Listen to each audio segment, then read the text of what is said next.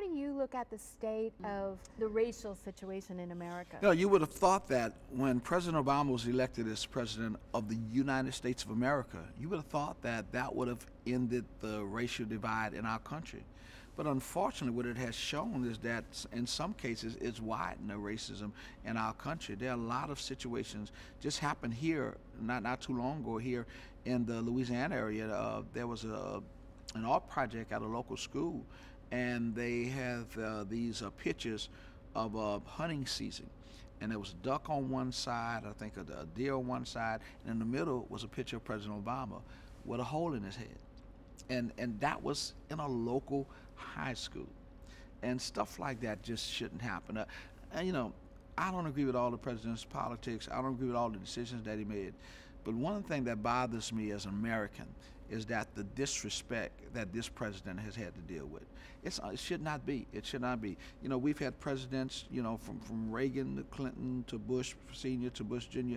To Clinton. We don't always agree with them. I mean, that's just a given. But there have always been a respect for the office.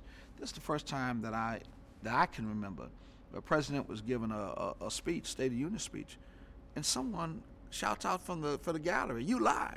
That has never happened. Never. With all the presidents, with all the lies that all of them have told, that has never happened. But it's happened with this president. And so things like that reminds me that, you know, we've come a long way as a nation when it deals with racial relationship, but we still have a long way to go. A lot of the things that this president has faced has not necessarily been because of his politics or his decisions, but unfortunately it's just only been because of the color of his skin.